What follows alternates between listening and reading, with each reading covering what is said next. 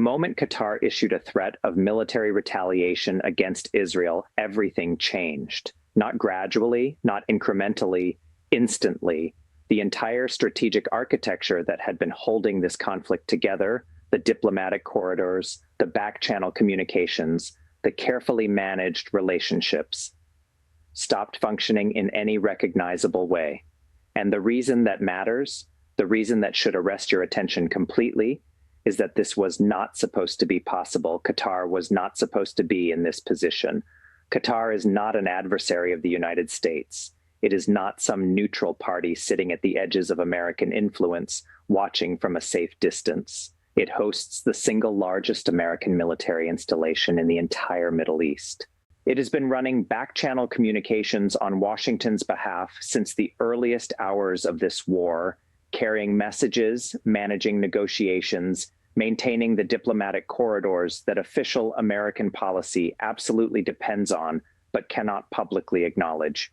Qatar has been, by every functional definition of the term, one of America's most operationally critical partners in this entire theater of conflict. And yet Israel, the very partner whose military operations Washington has been shielding, funding, and defending at every international forum, in every UN vote, in every diplomatic confrontation, struck a gas facility that Qatar partially owns. The strike did not happen by accident. The targeting was deliberate. The consequences arrived immediately. Trump came out publicly and stated that this was the last time Israel had acted outside acceptable boundaries and that it would not happen again. That statement was notable, not for its content, but for what had forced it into existence in the first place. Qatar had placed an ultimatum on the table before that statement was ever drafted.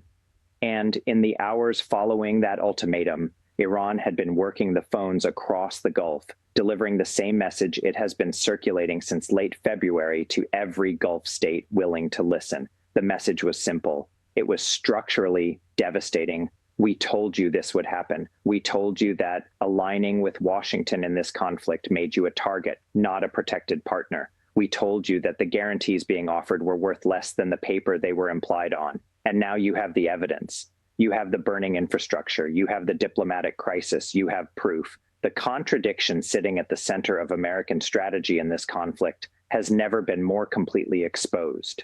The country executing this war on America's behalf is systematically pushing America's most critical Gulf ally toward the country America is fighting.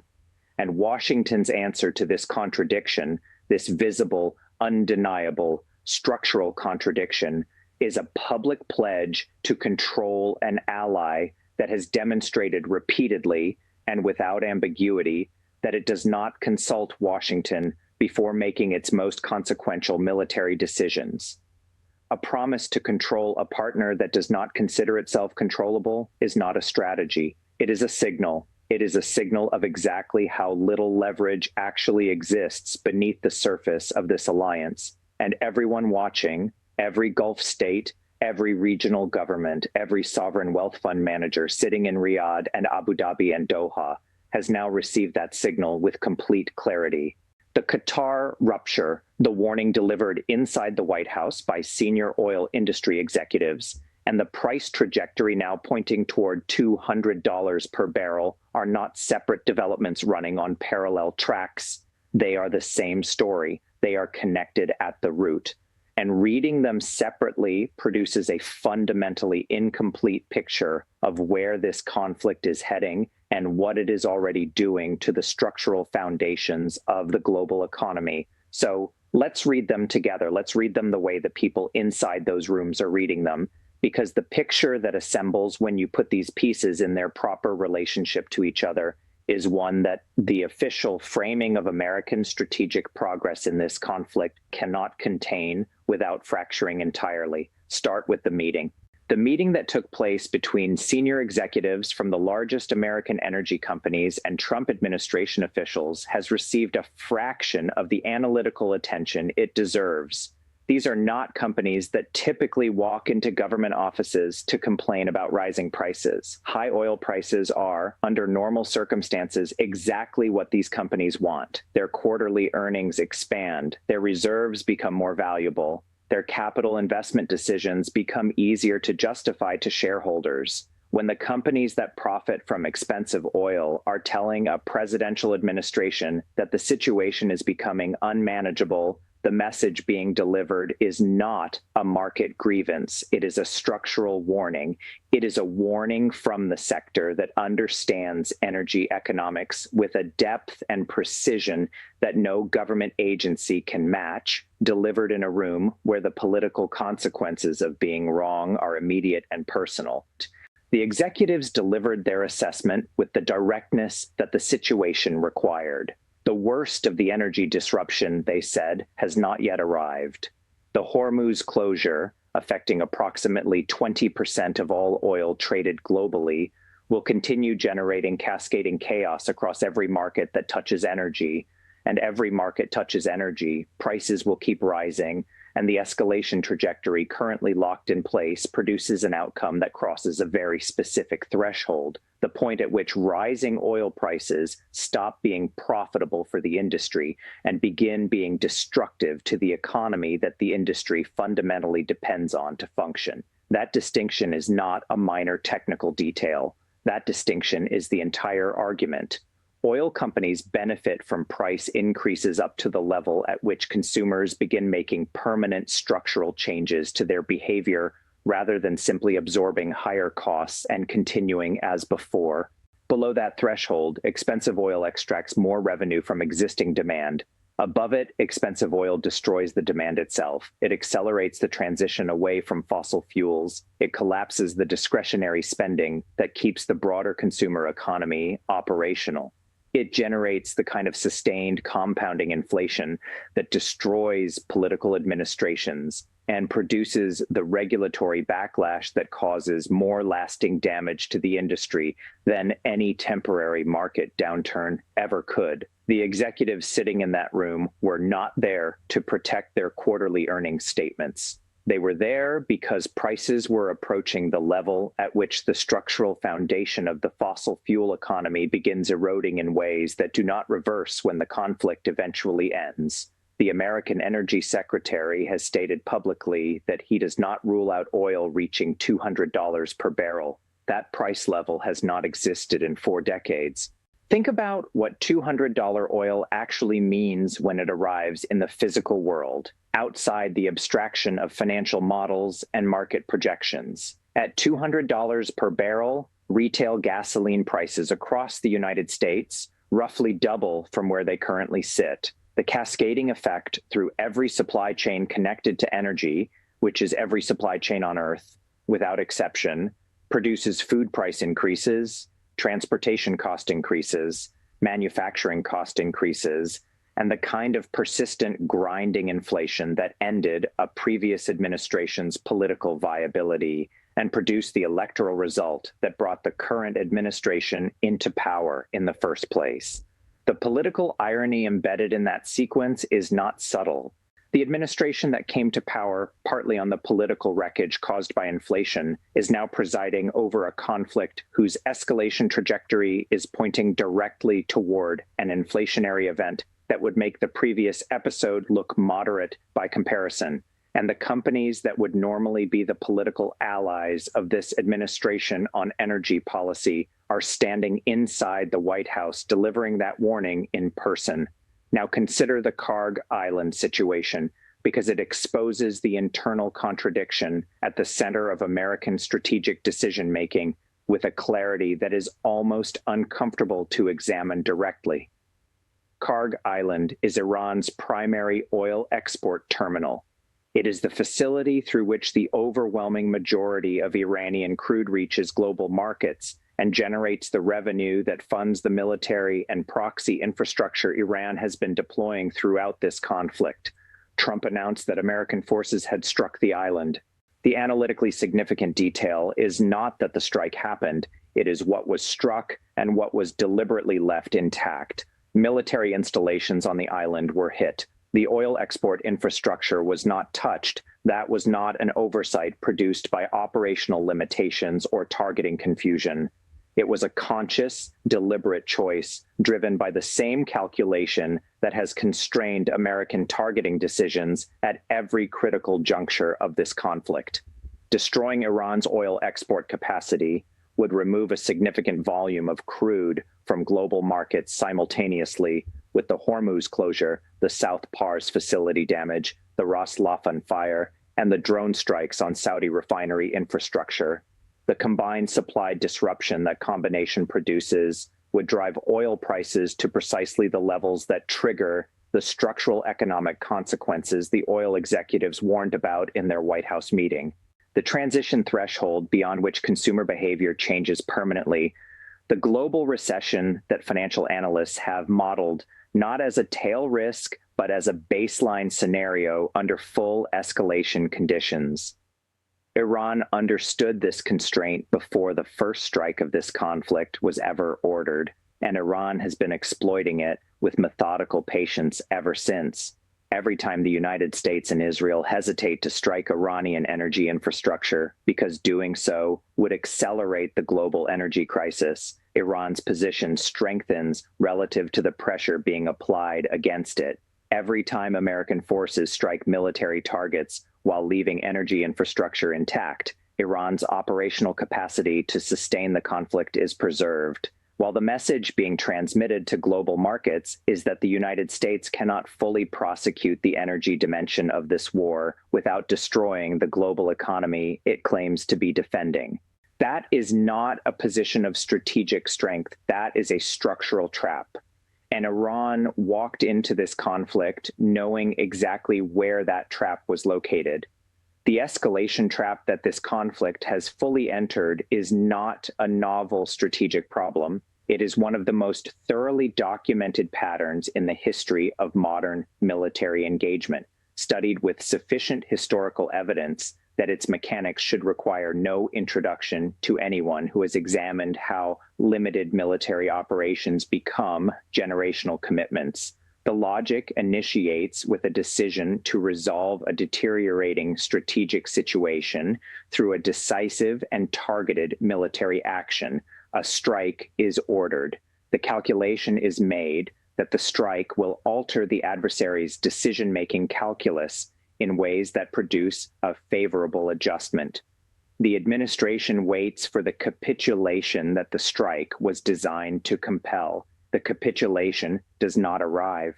The adversary adapts its tactics, absorbs the strike's impact, hardens its internal resistance, and presents a new operational posture that requires a response. The analysis then concludes that the initial strike was insufficient in scale and that a larger application of force will produce the result the previous application failed to deliver. The larger strike does not produce capitulation either. The cycle repeats. Each successive escalation requires more force than the previous iteration to generate the same psychological and operational effect on an adversary that has been continuously adapting to each new level of pressure applied against it. The force commitment expands. The exit from the cycle becomes progressively harder to locate. The original objective, the specific and limited goal that justified the initial military action and provided the political rationale for launching it, becomes obscured beneath the accumulating internal logic of escalation that has effectively replaced it as the driving force of decision-making. Like, nobody is steering toward the original destination anymore. Like, the escalation logic is steering, and the escalation logic does not have a destination. It has a momentum. This is the pattern that placed 500,000 American military personnel in Vietnam. It is the pattern that produced the Iraq commitment that consumed 2 decades and trillions of dollars without achieving the conditions that justified its initiation. It is the pattern that the current Gulf theater deployment is now replicating, with 50,000 personnel already in place and an additional 2,500 being redeployed from the Indo-Pacific to join a force that is expanding, not because the strategic situation has improved, not because the expansion was part of the original operational plan, but because the escalation logic demands more force to produce the effect that previous applications of force consistently failed to produce. The analytical framework that best describes this mechanism identifies the exit from the cycle as requiring one of exactly two outcomes. Either the original objective is achieved through the available means, which the operational record of 3 weeks of active conflict suggests is not imminent by any honest assessment, or the political cost of acknowledging that the objective is not achievable through those means is accepted and absorbed. Neither option is currently present in the administration's public positioning. What is present instead is the continuation of the escalation logic, each new force commitment justified by the inadequacy of the previous one. Each new strike designed to produce the capitulation that the last strike failed to compel. Each public statement framing the expanding commitment as evidence of resolve rather than evidence of a strategy that has not produced its stated objectives. The framing is consistent. The results are not. The global energy system's structural vulnerability that this conflict is exposing is not a regional problem contained within Middle Eastern geography. It is a problem for every economy on Earth that has organized its functioning around the assumption that the physical infrastructure of global oil supply is stable, protected, and insulated from the kind of simultaneous multi-node disruption that is now occurring across the Persian Gulf for the first time since 1973. Canada produces oil in quantities that exceed its domestic consumption. Mexico produces oil. Both countries set their domestic energy prices not in reference to their own production costs, but in reference to a global market whose benchmark prices are being determined by events unfolding in the Persian Gulf. A gas station in Mexico City cannot independently price its fuel based on what it costs to extract Mexican crude from Mexican ground. It prices based on global benchmarks that the current conflict is driving toward levels not seen in 4 decades. A household in Toronto does not pay for its heating based on Canadian energy abundance. It pays based on the global price signal being generated by the Hormuz closure, the South Pars damage, the Ras Laffan fire, and the cumulative disruption of the most concentrated energy production geography on the planet. Energy independence is the political narrative that governments across the Western world have been selling their populations for decades, with remarkable consistency and equally remarkable imprecision. It describes self-sufficiency in production while deliberately avoiding any honest engagement with the pricing mechanism that determines what that production is actually worth and what consumers ultimately pay for it. A country can extract every barrel of oil it requires from its own territory and still pay the global market price for that oil, because the alternative, selling domestically produced oil below the global market price, is economically irrational for the producing companies operating within a globalized commodity system. The Hormuz closure does not interrupt Canadian oil production by a single barrel.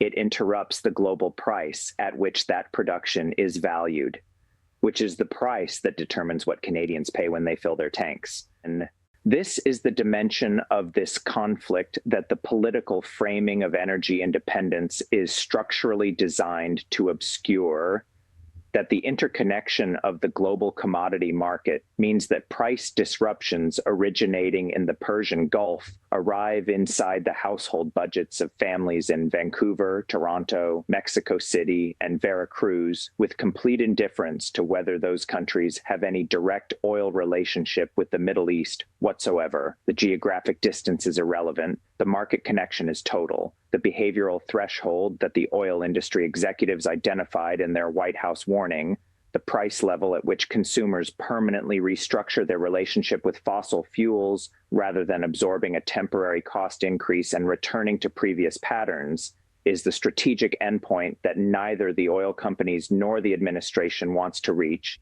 but that the current price trajectory is approaching with measurable consistency.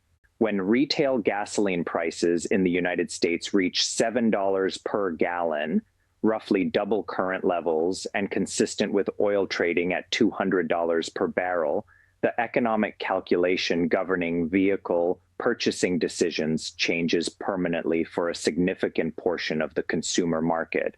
The question stops being whether to absorb higher fuel costs as a temporary inconvenience. It becomes whether to eliminate fuel costs entirely by transitioning to electric vehicles.